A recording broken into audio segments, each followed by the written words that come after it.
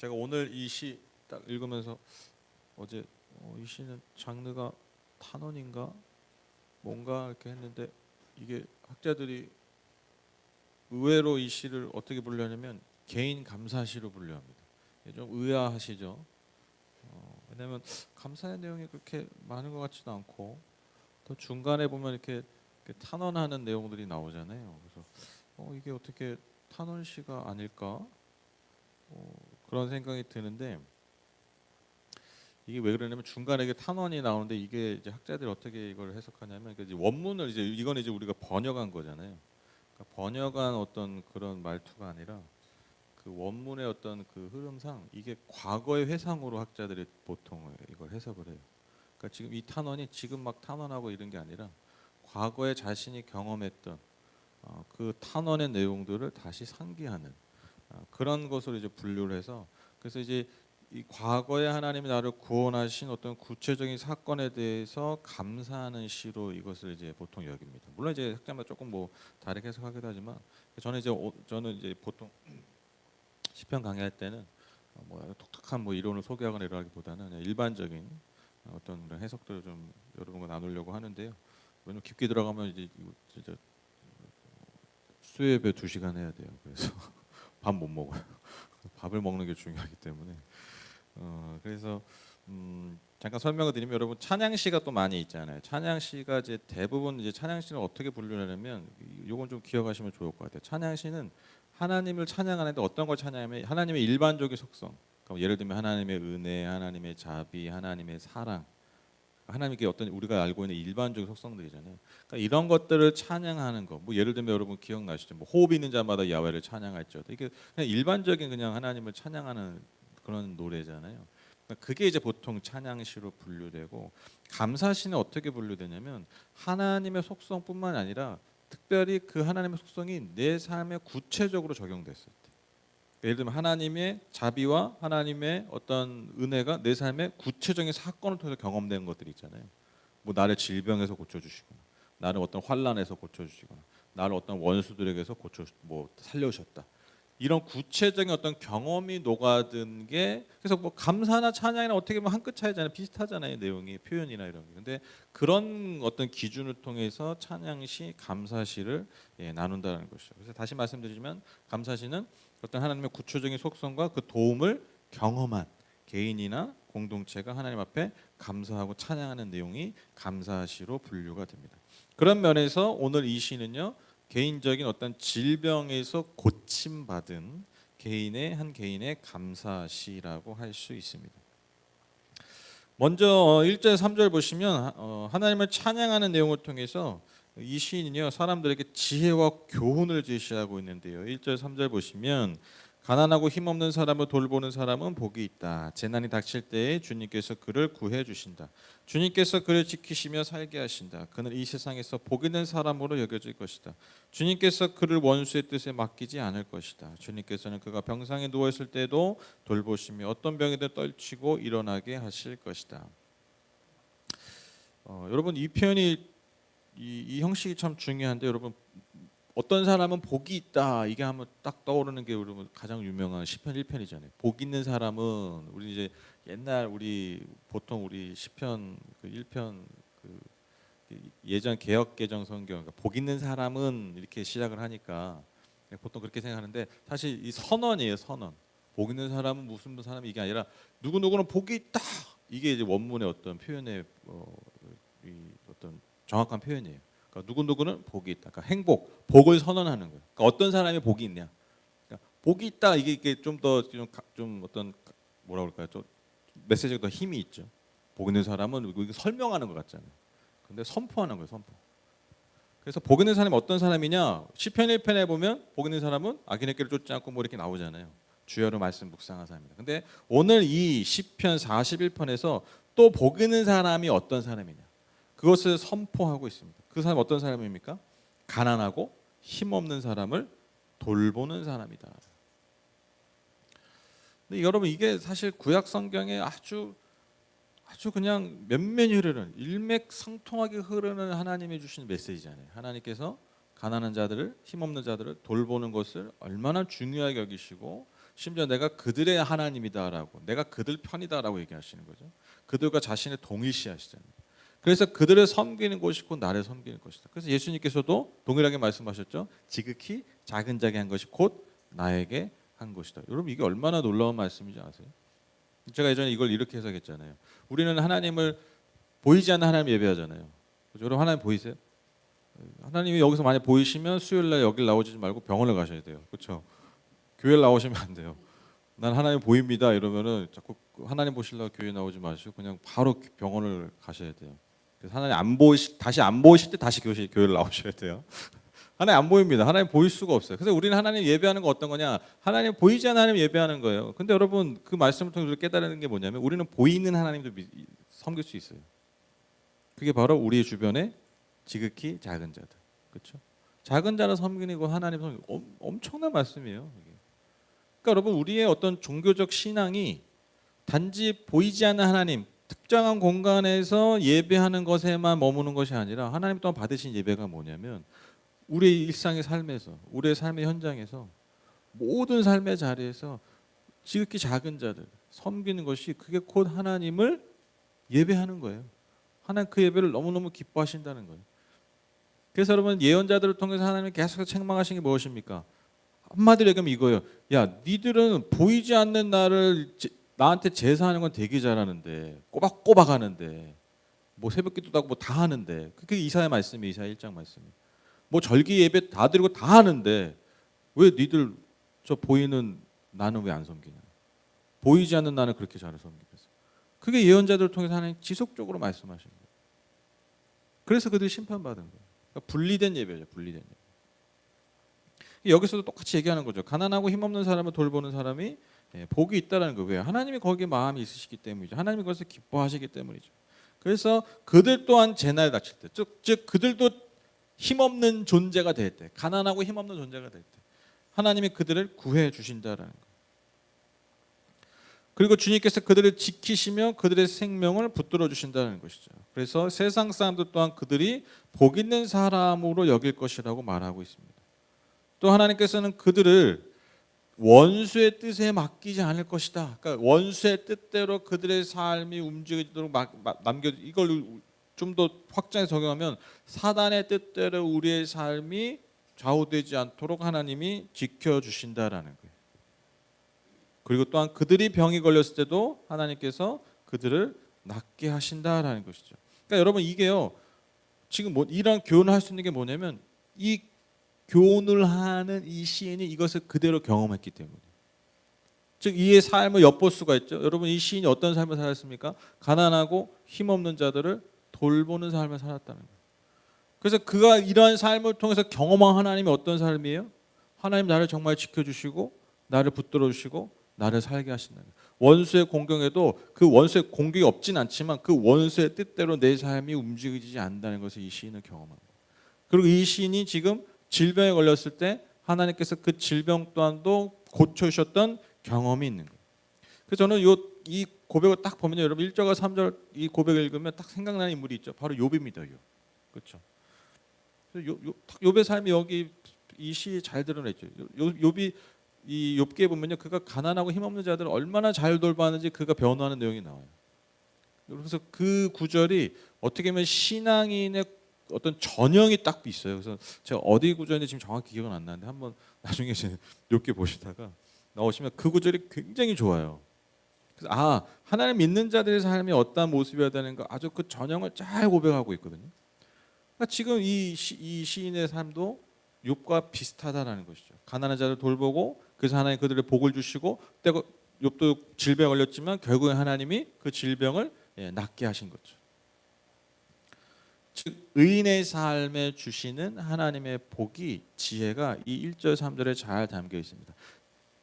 그래서 여러분 의인의 삶이 뭐냐? 즉 의인이 뭐냐? 여러분 어렵게 생각하면 안 돼요. 도덕적으로 완전한 삶이 아니에요. 가난하고 힘없는 삶을 돌보는 자들. 이게 의인이에요. 이게. 제가 계속 말씀 많이 드렸죠.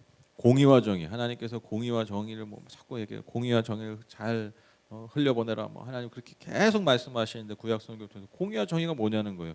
어렵게 생각하면 안 돼요. 공의와 정의를 구체적인 모습으로 표현한 게 이거예요. 가난하고 힘없는 자를 돌보는 거. 이게 구체적인 거예요. 왜 그러니까 그 반대로 뒤집으면 뭡니까? 가난하고 힘없는 자들이 왜 생깁니까? 왜 생겨요? 공의와 정의가 무너져서 생기잖아요. 그렇죠? 왜 이 땅에 지금 가난하고 힘없는 사람들이 많아집니까? 뭐 자연재해? 뭐 이상 뭐 아니잖아요. 여러분 그 막 예를 들면 아프리카나 막 이런 나라들에 가난하고 힘없는 사람들이 많아요. 많잖아요. 왜 그렇게 될까요? 첫째로 서구 열강에 그들을 억압했잖아요. 막 착취하고. 그래서 잘 살 수 그 일반 그 아프리카 국민들이 잘 살 수 없는 게 됐잖아요. 그렇죠? 그게 첫 번째 이유의 근원적인 이유 중에 하나고 자원이 그렇게 많고 막 그런데도 못 사는 이유. 그리고 또 두 번째 독립을 했는데 여러분 아프리카의 지도자들이 독재들을 많이 했죠. 그렇죠? 그 공소고공을 막론하고 여러분 역사가 우리에게 주는 메시지는 동일합니다. 왜 이 땅에 가난하고 힘없는 자 자꾸 생기느냐? 공의와 정의가 무너져서. 그래서 하나님이 너희가 공의롭게 살아라, 정의롭게 살아라, 막 이런 게 막 그냥 막뭐 맨날 광장 나가서 뛰도르고 막 데모하고 시위하고 막 정의로워 보이잖아요. 근데 이게 정의의 핵심이 아니에요. 우리 삶의 자리에서 어떻게 가난하고 힘없는 자들을 돌보는가? 어떻게 그런 지도자들을 우리 가운데 잘 세울 수 있는가? 그리고 내가 어떻게 그런 지도자가 될 수 있는가? 이게 핵심이라는 거죠. 이제 이어지는 4절 10절을 보시면 그가 과거의 회상을 하면서 그 당시 하나님이 그 당시 시인이 하나님께 드렸던 탄원을 이제 회상하는 겁니다. 이게 지금 회상하는 거예요. 내가 드릴 말씀은 이것입니다. 주님 나에게 은혜를 베풀어 주셔서 나를 고쳐 주십시오. 내가 주님께 죄를 지었습니다. 나의 원수들은 나쁜 말을 지어서 저자가 언제 죽어서 그 후손이 끊어질까 하고 나에게 말합니다. 여기 보면 이제 4절 시작에 내가 드릴 말씀은 이것입니다라고 번역한 이 히브리 원문이요 완료형이에요. 완료. 그러니까 이미 끝난 거죠. 그렇죠? 그러니까 과거 회상임을 알 수 있어요. 근데 이제 이 세 번역 성경은 이제 이렇게 번역을 했는데 왜 이렇게 번역했는지 저는 모르겠어요. 왜냐면 이게 학자마다 또 번역이 조금 다르거든요. 근데 이건 이렇게 번역했는데 근데 원문을 보면 그게 완료형으로 되어 있습니다. 히브리어. 그러니까 과거의 회상, 즉 내가 이렇게 기도했다라는 것을 알 수가 있죠. 어떤 기도를 했습니까? 질병에 걸렸죠, 시인이. 그리고 하나님께 그 질병 걸린 다음에 자신의 죄를 고백하게 됩니다. 이게 너무 자연스럽지 않아요? 여러분도 이제 아프시면 바로 하는 기도가 뭡니까? 아이고 아이고 하나님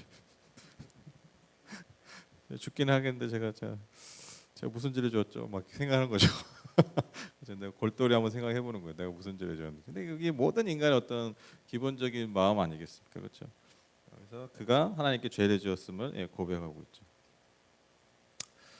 그래서 자신의 죄를 고백하면서 하나님 낫게 해주십시오 그렇게 고백하는 거예요. 그런데 중요한 게 뭐냐면 이 시인에게 있어서 더 큰 고통이 뭐였냐면 내가 아픈 게 고통이 아니라 이 시인을 더 고통스럽게 한 게 뭐냐면 주변 이들의 반응이었다는 거예요. 주변 이들의 반응. 그러니까 나의 죽음만이 아니라 심지어 내 후손까지 완전히 멸절되는 것을 내 주변 사람들이 원했다는 거예요. 그러니까 쌤통이다를 넘어서서 완전히 저 질병을 통해서 저 인간, 저 가문이 다 멸망하길 바랬다. 그래서 여러분 이어지는 6절 8절 보면요. 병문안을 오는 사람들이었어요. 그러니까 병문안을 올 정도면 가까운 사람들이잖아요. 근데 병문안 와가지고 한다는 말이 그러니까 빈말이나 하고 뭐 그것까지는 참겠어요. 근데 돌아가서 무슨 말 하는 거예요? 사람들한테 세상에다가 나를 험담하고 내가 죽기를 바랬다. 그러니까 병문안 갔다 와가지고 아유 그 사람이 너무 아팠대 뭐 아프고 뭐 이런 게 아니라 와가지고 아유 그놈의 새끼 뭐 죽어야 되는데 뭐 이런 얘기하고 돌아다녀. 쌤통이고 뭐 그럴 줄 알았다 이러고 아유 그냥 저 집안 다 망해버려야 돼 막. 그러니까 가까운 이들이 나를 심지어 병문안 왔던 이들이 이렇게 하니까 여러분 이 시인의 이 절망감 우리가 어떻게 다 알 수 있겠습니까? 그렇죠? 9절 보시면 내가 믿는 나의 속꿉동무 나와 한 상에서 밥을 먹던 친구조차도 내게 발길질을 하려고 뒤꿈치를 들었습니다. 그러니까 속꿉동무 그러니까 굉장히 친했던 오랜 친구잖아요, 그렇죠? 지금이야 여러분 이렇게 워낙 요즘은 이렇게 이동을 많이 하잖아요. 교통이 발달해서 그렇죠. 옛날에는 그냥 어릴 때 자란 애가 평생 친구예요. 왜냐면 이사 잘 안 가. 평생 그 마을에 태어나면 거의 그 마을을 벗어날 이유 거의 일이 없어요, 그렇죠? 지금이야 뭐 고등학교 때 친구 뭐 하고 또 사회생활 친구 다 바뀌지만 옛날에는 옛날 친구가 그냥 평생 친구예요. 평생 지기예요. 그러한 속꿉동무가 나를 평생 알았던 그 사람이 나와 한 상에서 밥을 먹던 친구죠. 그러니까 나와 한 상. 여러분 고대사에서 밥을 먹는다는 건요 굉장히 친밀한 관계를 의미합니다. 아무나 밥 안 먹어요. 그러니까 나랑 오랜 평생이 지기 나와 정말 가까웠던 정말이지 가까웠던 그 친구조차도 내게 밝혀지 즉 나를 공격하는 상황이에요. 그러니까 내가 믿었던 서로 의지했던 존재들도 나를 공격하는 상황. 그래서 여러분 이게 다윗의 시편이라고 하잖아요. 그래서 여러분 다윗의 상황이 잘 드러나잖아요. 여러분 다윗이 막 자기에게 목숨 바치고자 했던 사람들도 막 다 떠나고 그렇죠. 내 부하들 다 떠나고 막 그런 상황들이 있었잖아요.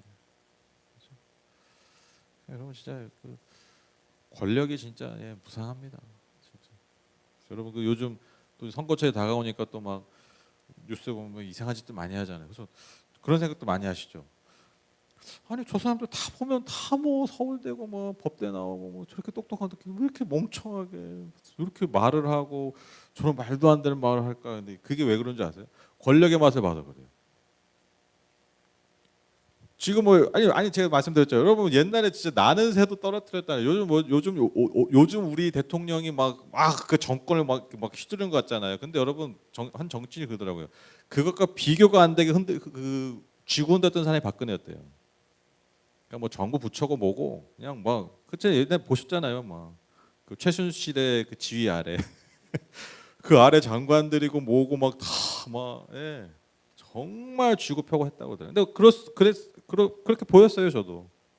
뭐 선거만 나오면 다 이기고, 뭐 별짓을 다 해도 뭐 다 찍어주고 막 하니까. 그러니까 뭐 진짜 뭐 안하무인이었죠. 그러니까 그게 이제 발목을 결국 나중에 잡은 건데. 지금 뭐예요? 모르시잖아요. 지금 뭐 하는지. 예, 그냥 집에 있는 거예요, 집에. 집에 TV 보고 있는 거예요, 지금. TV 조선 뭐 이거 뭐 이런 거 보고 있는 거예요. 다 떠났잖아요, 다. 다 떠났잖아요, 그 밑에 있던. 그 권력의 속성을 아는 거예요, 정치인들이. 정말 예를 들면 내가 지금 국회의원에서 엄청난 뭐 이걸 누리고 있지만 이거 끝만 떨어지면 뭐 그거 부스러기 먹고 사는 게 아니라 아예 없다라는 거, 아무것도 없다라는 거라는 거야. 아무것도 정말. 그걸 놓치기 싫은 거죠. 그러니까 그 똑똑한 사람들이 말도 안 되는 생각과 말도 안 되는 말들을 짓거리는 거예요.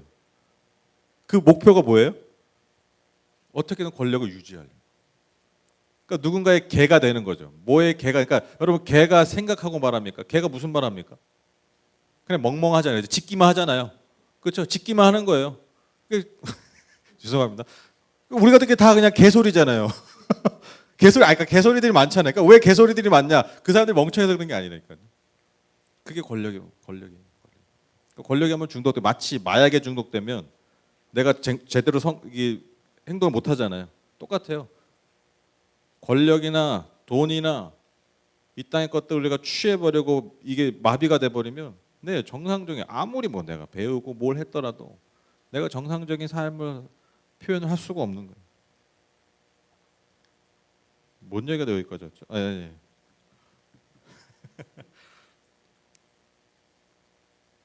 그러니까 여러분 지금 이 시인의 이 시인을 우리가 다윗의 입장에서 이 시를 한번 읽어보면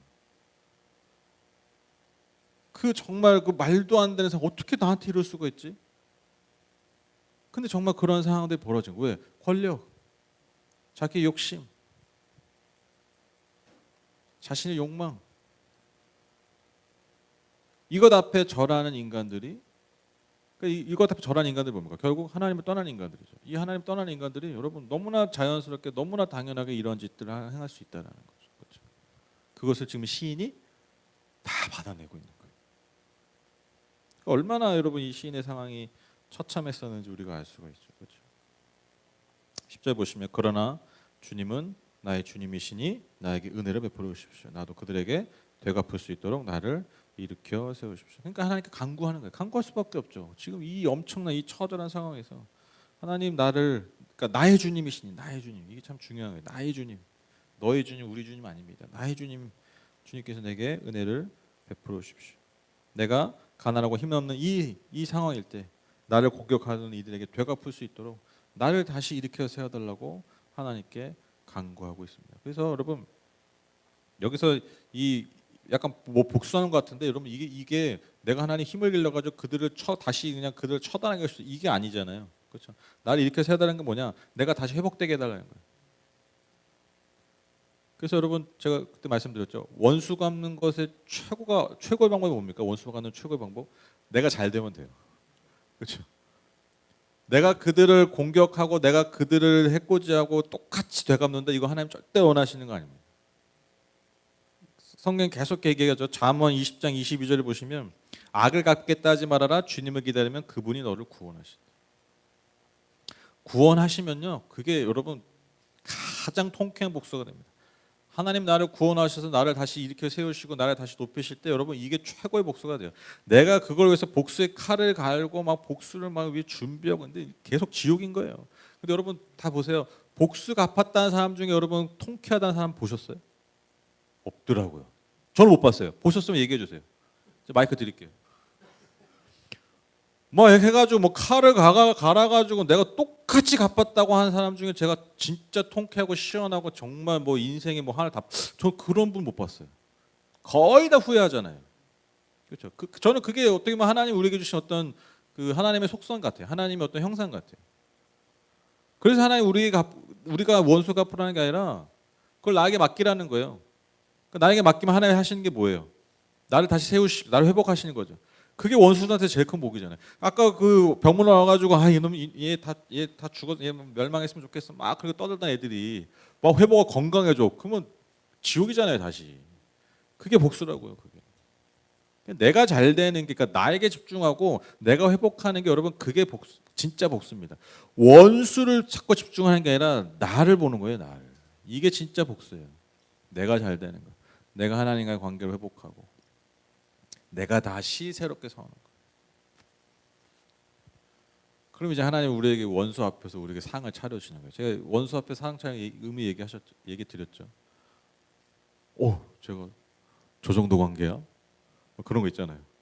마치 그 신데렐라가 네? 그 신발 나는 다 꾸미고 했는데 여러분 결국 그 왕자가 원한 게 누굽니까? 그 신데렐라잖아요. 그 의붓 언니인가요? 다 깜짝 놀래고 막 질투하잖아요. 제가 그 정도야? 우리 집에서 그냥 식모나 하는 애가? 예? 눈이 돌아가요? 제가요? 돌아갔나요? 모르겠네 무슨 말씀인지. 뭐 네? 아 그래요? 아 네네. 제가 꿈이 연기자거든요. 제 아내한테 그랬어요. 난 만약에 기독교에는 이 윤회가 없지만 내가 만약에 다시 태어나면 연기를 해보고 싶어. 그러니까 정말 세상 어이없는 표정을 저를 보더라고요. 많은 의미가 담긴 눈빛이었는데 이게 설교하다가 연기가 들어가지고 그게 원수 앞에 상처를 주시는 거예요. 와, 저 별것 없는 아니놈, 저 다 죽어가던 놈이었는데 와, 뭐 예를 들면 엄청난 뭐 권력 있는 사람 왕이 막 그 사람 초대해가지고 저러면 식사 자리 마련되고 생각해 보세요. 원수들이 어떻게 했어요? 푹 끊는 거죠, 그렇죠? 그게 이제 에스더에서 나오는 그 하만이잖아요. 모르드게 하만 이야기, 그렇죠? 나중에 하만이 막 자기가 높아질 줄 알았는데 왕이 누굴 높입니까? 모르드게를 높이니까. 예. 그때부터 지옥이 시작되고 정말 하나님 심판하시잖아요. 그게 원수 앞에 상 차려주시는 거예요. 그러니까 다시 말씀드리면 내가 잘 되는 거예요. 내가 하나님이 나를 다시 세워주실 때 그게 가장 통쾌한 복수라는 겁니다. 하나님 원하시는 그거예요. 그래서 악을 악으로 갚지 말라고 하신 겁니다.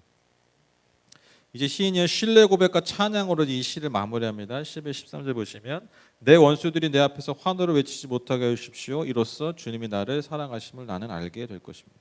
주님께서 나를 온전하게 지켜주시고 나를 주님 앞에 길이 세워주십시오. 이스라엘 하나님이신 주님 찬양을 받으십시오. 영혼에서 영혼까지 찬양을 받으십시오. 아멘 아멘. 시인이 확신하면서 간구하는 거죠. 원수들이 내 앞에서 환호하지 못할 것이다. 왜? 주님이 그들이 아닌 나를 사랑하시고 기뻐하시기 때문에. 그래서 주님은 나를 온전히 지켜주시고 주님 앞에 영원히 나를 세워주실 것이다. 세워주실 것이다. 이런 주님께 시인이 소리 높여서 하나님을 찬양하면서 이 시를 마무리합니다. 아멘 아멘. 하나님에 대한 신뢰 고백이 잘 드러나고 있습니다. 그래서 오늘 이 시편 40편 통해서 두 가지 메시지 좀 나누고 싶은데, 여러분 시인의 그 어떤 과거의 간구가 여러분 힘이 있는 것은요. 그러니까 그가 왜 힘이 있었냐? 이 간구가 힘이 있게 된 그 힘의 배경이 있어요. 그게 뭐냐면 바로 가난하고 힘없는 자들을 돌봤기 때문이죠. 그래서 이게 그 제가 예전에 그런 경험한 적 있어요. 이게 어린 친구였는데 그 어린 친구의 그 누군지 이게 구체적으로 말씀을 못 드립니다. 하여튼 그 어린 친구가 있었는데 그 어린 친구의 또 친구인데 걔가 굉장히 좀 집안에 어떤 어려운 문제가 많았어요. 제가 이제 뭐 그것 때문에 좀 늘 고민이고 걱정이 많았는데, 근데 이제 되게 어려움이 많다는 그 친구의 그 다른 친구나 제가 뭐 얘기를 하는데, 저는 이제 계속 걔는 참 이런 상황에 참 어렵고 힘들 막 그런 걸 얘기하는데, 그 친구나 애가 자꾸 자기 힘든 얘기만 얘기하는 거예요. 근데 나는 이제 다시 그 화제를 그쪽으로 돌리는데, 거기에 대해서 뭐 이렇게 하는 게 아니라 자기 힘든 얘기, 자기 좀 뭐 어려운 얘기, 이걸로 자꾸 화제를 전환해요. 근데 물론 뭐 본인 힘들 수 있겠지만 별거 아니었어요. 뭐 큰 문제가 아니야. 심지어 이제 그 친구의 상황과 비교하면 진짜 그 뭐 비교할 수도 없는, 자꾸 이제 그렇게 하는 그런 대화를 하는데, 제가 그 참 되게 마음이 좀 이렇게 좀 그렇더라고요. 그러니까 실망스럽고, 아니 이거 어떻게 이런 상황에서 자꾸 저런 얘기를 자꾸 꺼내지? 이제 그 친구가 되게 어릴 때였기 때문에 이제 그건 제가 이제 이해를 하는데, 근데 이제 제가 이제 그걸 보면서 그때 이제 그 경험이 제가 무슨 생각이냐면, 우리가 하나님 앞에 이럴 수도 있겠다. 온통 내 문제만, 내 어려움에만 집중해가지고, 그렇죠? 정말 옆 사람이 죽어가도 관심이 없는 거예요. 옆 사람이 죽어가도 그 하나도 중요하잖아요. 왜? 내가 지금 여기 손톱 밑에 가시 찔린 게 중요한 거예요. 이거 하나는 이유 가시 빼달라고. 이거 너무 너무 아파요. 빨리 빼달라고. 그러니까 우리가 하나님 앞에 이럴 수 있겠다. 온통 내 문제. 그러니까 하나님은 마음이 어떠하실 거예요? 답답하신 거죠. 답답한 거예요. 조금만 손 내밀고 조금만 같이 돌보고 하면 정말 하나님 기뻐하실 텐데, 우리가 그러지 못한 상황들이 있다라는 거죠. 그래서 저는 나를 위한 어떤 그런 뜨거운 간구, 나를 위한 어떤 뜨거운 하나님을 향한 어떤 그 열정의 그 온도에 몇 도라도 우리가 좀 나눌 수 있으면 정말 하나님의 마음도 따뜻해지시고 우리의 삶이 더 따뜻해지지 않을까. 그렇죠? 그 열정, 그 막 뜨거운 온도 있잖아요. 그것을 우리가 가난하고 힘없는 이들을 간구로 바꿀 수 있다면, 나를 위한 삶의 그 뜨거운 열심을 가난하고 힘없는 자들을 위해서 조금만 나눌 수 있다면, 그렇죠? 얼마나 하나님 기뻐하실까, 그렇죠? 뭐 말할 것도 없죠, 그렇죠? 그래서 로마서 12장 15절 보시면, 기뻐하는 사람들과 함께 기뻐하고 우는 사람들과 함께 우십시오. 이거 뭘 당연한 말이야라고 할 수 있는데, 잠깐 생각해 보면 안 당연하죠, 그렇죠? 기뻐하는 사람이 있으면 괜히 내가 울고 마음으로 함께 울고, 우는 사람들이 있으면 아까 그 친구들처럼 돌아가서 하하하하 웃고, 이게 많은 인간들의 모습이라는 것입니다, 그렇죠? 하나님 원하시는 삶은 이렇게 다시 잘 들어보세요. 그렇게 복잡하지 않아요, 그렇죠? 어떻게 보면, 그렇죠? 이거잖아요. 기뻐하는 사람 같이 기뻐하고, 그렇죠? 우는 사람도 같이 울어라. 저는 이게 더 힘든 것 같아요. 그러니까 뭐 힘든 사람, 힘든 사람에서 긍휼한 마음 갖는 것도 물론 때로는 쉽지 않지만, 여러분 더 어려운 게 그거 같아요. 막 좋아하고 기뻐하는 사람 같이 기뻐하는 거 더 어려운 것 같아요, 그렇죠? 인간이 참 그렇잖아요, 그렇죠? 너만 그렇다 그런 표현 자꾸 짓지 마세요. 난 안 그런다 막 그런 표현 자꾸 짓시는데, 그럼 제가 마음이 상해요. 왜 상하냐면 여러분 때 상하는 게 아니라 내가 이거밖에 안 되나 원래 이게 나였구나 막 이런 생각만 하는데, 우리가 그렇잖아요, 그렇죠? 정말 저 진짜 예전에 진짜 그런 기도를 한 적이 있던 거예요. 하나님 저 같이 좀 이렇게 기뻐 같이 그런 삶이 좀 됐으면 좋겠습니다. 그거 보면서 막 그 사람 나쁘게 되겠다 막 그런 마음에 이렇게 자꾸 왜 나는 안 되지? 뭐 이런 생각하면 이게 안 되잖아요. 그게 아니라 하나님 정말 같이 기뻐하고 같이 슬퍼할 수 있는. 근데 이게 왜 중요하냐면 이게 나의 삶을 복되게 하기 때문이에요. 그렇죠? 이게 반대로 되면요. 생각해 보세요. 이게 반대로 계속 되잖아요. 뭘 해도 안 행복하다니까요. 왜? 세상 살다 보면 누구는 기뻐하고 누구는 슬퍼할 텐데 이게 정상적인 삶이 되겠어요? 늘 반대로 작동하면? 근데 한번 생각해 보세요. 기뻐하는 사람 같이 울고 슬퍼하는 사람 같이 슬퍼하면요. 그 삶이 행복할 수밖에 없어요. 그러니까 복될 수밖에 없어요. 이게 하나님의 마음이잖아요. 그러니까 우리가 하나님의 마음으로 하나님의 긍휼하심으로 하나님의 생각으로 살면요. 그게 진짜 복이 되니까요. 별것 아닌데 똑같은 상황에서도 다 사람들이 지옥으로 만들 상황을 나는 별것 아닌 상황을 천국으로 만드는 사람이 된다니까요. 이게 저는 이 말씀에 답이 있다고 생각해요. 왜 하나님이 왜 자꾸 돌보라 그러냐? 우리가 돌봄받기 위해서예요. 하나님 나 살려주세요 막 기도하고 있는데 물론 하나님 그렇게 막 매정하시진 않겠지만 저는 가끔 제 스스로 그런 질문하거든요. 그래서 넌 얼마나 돌봤는데? 그래서 넌 얼마나 누굴 살렸는데? 그러니까 내가 하나님께 좀 할 말이 있어야 되잖아요. 돌볼 때 돌봐주신다니까요. 물론 하나님이 우리를 은혜로 돌봐주시지만 이것도 진리예요. 하나님 우리가 누가 돌볼 때 하나님 돌봐주신다. 이게 성경에 계속 우리에게 얘기하는 거잖아요. 그래서 여러분 기뻐하는 사람들과 함께 기뻐하고 우는 사람들과 함께 우십시오. 별건 아니지만 이게 정말 우리의 삶을 복되게 하는 진리입니다. 마지막으로 저는 오늘 이 시편 보면서 어제 깊은 묵상을 해봤어요. 질병에 고침받는 게 뭘까? 질병에 고침받는 게 뭘까? 오늘 이 말씀해 보시면 3절 보시면 주님께서는 그가 병상에 누워 있을 때 돌보시며 어떤 병에도 떨치고 일어나게 하실 것이다 라고 기록해 보이는데 여러분 기도하면 다 질병 고침 받습니까? 이게 제가 사실 목사지만 아시잖아요. 저는 좀 뭐라 그럴까요? 저는 기본적으로 성격이 야당 성격이에요. 뭐 이렇게 다 안 받아들여. 의심 많이 해. 질문하는 거예요, 하나님. 아니 다 안 고쳐지던데. 뭐 간구해도 안 되던데. 뭐 의인들도 병 많이 걸리던데. 뭐 열심히 사역하시는 뭐 선교사님도 암 걸리시고 뭐 돌아가시고 뭐 열심히 정말 주를 위해 선신의 목사님들도 뭐 갑자기 뭐 뇌졸중에 갑자기 심장마비로 돌아가시고 뭐 간구하고 뭐 병원에 입원했는데 안 나으시던데요. 그런 질문 할 수 있잖아요. 어제 이거 질병을 낳는다는 게 도대체 뭘까? 왜 의인의 간구, 의인의 하나님 앞에 질병을 고침받는다는 게 뭘까라는 생각을 좀 이렇게 깊게 해봤어요. 이게 좀 그러면서 이제 제가 그 깨달은 게 뭐냐면 물론 이제 이 완전히 고침받는다 모든 병에 떨치 일어날 것이다. 이건 이제 그 종말론적 해석을 가능하죠. 저는 제 아버지가 돌아가셨을 때 감사했거든요. 왜? 이제 죽이 아니라 밥을 드실 수 있겠다. 천국에서. 이제는 아버지가 걸어 다니실 수 있겠다. 뭐 거의 불편하셨으니까. 이제 말도 하실 수 있겠다. 왜 말을 못 하셨으니까요. 거의 이 마비가 오셔가지고. 이게 궁극적인 회복이잖아요. 그게 우리가 품는 소망 아닙니까? 너무 감사하더라고요.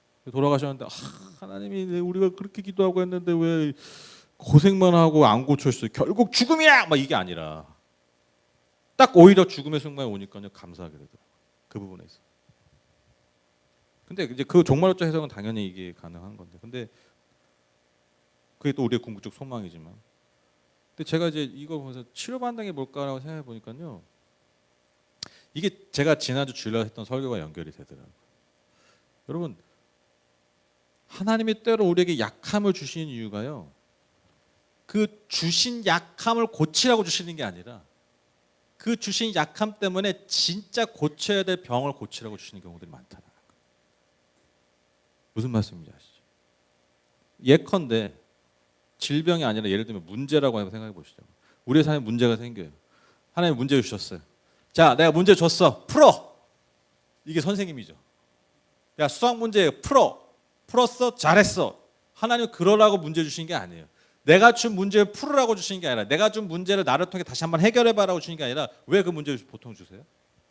그 문제 주신 이유는 사실 그 문제가 중요한 게 아니라 그 문제 때문에 너가 가지고 있는 진짜 중요한 문제를 보라고 주잖아요. 그렇죠? 그게 핵심이잖아요. 그러니까 질병도 마찬가지라는 거죠. 왜 하나님께서 우리에게 질병을 주시느냐? 왜 하나님 때는 우리의 육체를 연약하게 하시느냐? 우리의 마음을 연약하게 하시느냐? 그 질병을 줬으니까 자, 다 이제 힘을 모아서 기도해가지고 그 질병을 고치라고 으쌰으쌰 고쳐주시는 게 아니라 진짜 내 안에 있는 질병, 우리가 고쳐야 되는 병들이 있어요. 그걸 고치라는 거예요. 그래서 여러분 그런 경우들이 있잖아요. 어떤 집안에 누가 큰 질병이 생기셨어. 큰 병이 생기셨어. 그래서 그 큰 병이 생긴 것 때문에 여러분 보통 이제 병이 생기면 사람이 어떻게 됩니까? 겸손해지죠. 회개하죠. 겸손해지니까 그 사람이 바뀌니까요. 뭐가 달라지냐면 관계가 달라지기 시작하는 경우들이 있죠. 예를 들면 서먹서먹했던 관계들이 그 질병을 통해 그 사람이 안 연약해질 때는 절대로 안 일어나던 일들이 그 사람의 아픔을 통해서 회복되는 것들이 있잖아요. 그렇죠? 왜? 그 사람이 약해졌기 때문에. 저는 이게 질병의 유익이라고 생각해요. 질병은 다 나쁜 게 아니에요. 질병 때문에 우리가 진짜 치료해야 되고 고쳐야 되고 회복해야 되는 것들이 회복되는 경우들이 많아요. 정말 많아요. 저는 하나님은 그걸 우리에게 원하신다고 생각해요. 그래서 때로는 내 육체가 여전히 연약해도 만약 진짜 중요한 그러한 것들이 회복된다면 여러분 그것이 진짜 질병의 회복 아니겠습니까? 그렇죠? 질병의 유익 아니겠습니까? 그래서 제가 주일날도 말씀드렸지만 우리의 약해짐은요. 여러분 그리스도 안에서 진정한 강함, 진정한 회복이 된다는 거죠. 그런 면이니까 내가 약해졌는데 예수 그리스도 때문에 내 질병이 완전히 씻음 받았어. 이것도 은혜지만 내가 너무 약해졌는데 이 약해진 것 때문에 그리스도 안에서 내가 생각지도 못했던 아니 정말 내 삶에 정말 중요했던 정말 내가 몰랐지만 정말 썩어 문드러졌던 그 모든 질병들이 오히려 이 내 약함 때문에 치료되는 그 은혜가 더 크다는 거예요.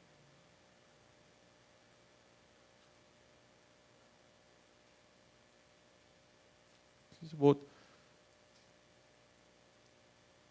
저도 그 제가 목사로서 뭐죠? 제게 주신 강점이자 약점이 뭐냐면 제가 말씀드렸잖아요. 저는 이렇게 크게 아파본 적이 없었어요. 제가 크게 아파본 적. 제가 정말 작년에 처음으로 병원에 입원을 해봤다니까요. 입원해보고 수술도 아니고 시술을 해봤다니까요.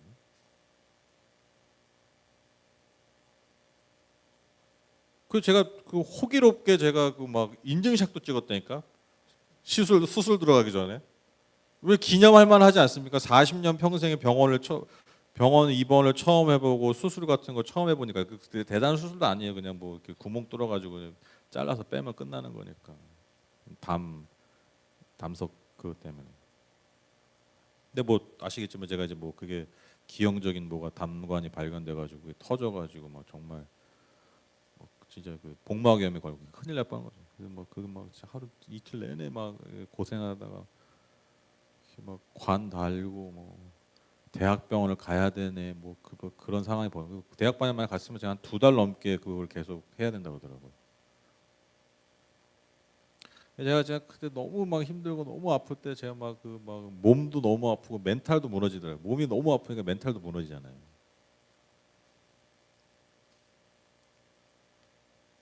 제가 기도 안 하겠습니까? 하나님 고쳐달라고. 근데 여러분 제가 그 약함의 그 경험이 그 질병의 경험이 제게 진짜 준 복이 뭘까요? 뭐가 나은 걸까요? 제가 다 낫잖아요. 그 질병 난 것도 은혜죠. 낫죠. 근데 진짜 중요한 질병에 나은 게 뭐예요? 제 그 마음이에요. 제 그 마음. 진짜 그 아픈 사람들의 마음을 모르고 그분들의 어떤 상황과 그 환경의 그 스트레스나 어떤 그런 마음의 무너짐들을 한 번도 저는 경험해 본 적이 없으니까. 경험을 못해서 당연히 모르죠. 그러니까 제가 어떻게 보면 그 제 강함이라고 했던 게 사실 저한테 어떻게 보면 그게 질병인 거예요. 그게 고침 받은 거예요. 조금 더 물론 감히 뭐 제가 다 나았습니다 할 수는 없겠지만 그거 알게 된 거죠. 알게 된 거. 조금이라도 알게 된 거. 그게 감사하다니까요.